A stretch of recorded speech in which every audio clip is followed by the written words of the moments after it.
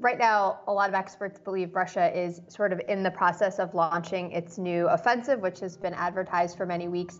But for now, most of the front lines remain pretty consistent, and there hasn't been much movement. We're in a very grinding, attritional battle where nobody is having any major victories, and it's kind of a battle of inches right now. Well, Putin obviously also gave a speech this week where he reiterated a lot of the same points as to why he launched the war, a revisionist history about Ukraine. And that in some ways, I think, signals Putin's preparing the Russian public for a long drawn out war, and that at least his calculus and his position hasn't changed. I don't think, at least right now, Putin is going to be changing his position and is going to be kind of pushing to take territory in Ukraine. But I think we'll see how the Russian military and how equipped they are to do these offensives that are planned.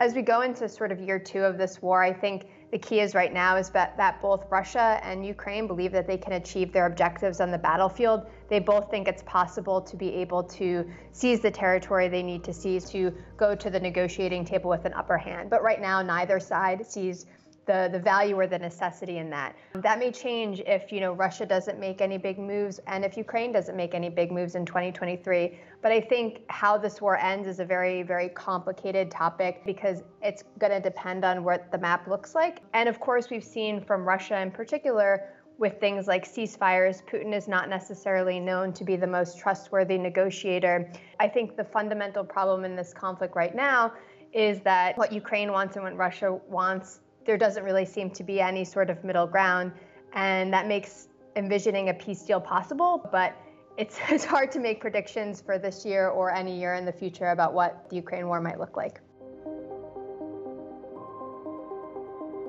President Biden just visited Kyiv in a huge show of support this week ahead of the one-year mark, and he gave a pretty rousing speech in Warsaw that renewed, in both instances, the United States' commitment to Ukraine. So at least the United States right now is, as Joe Biden has said, kind of showing its unwavering support for Ukraine.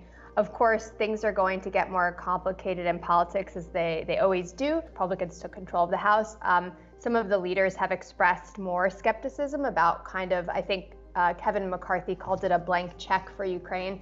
And so there does seem to be some pushback from members of the Republican caucus on terms of how and for how long we are going to continue to be funding Ukraine. That being said, there's pretty solid bipartisan support in Congress right now for continuing the effort to back Ukraine in its fight against Russia. That may change, of course, as the war drags on and the price tag gets higher and higher.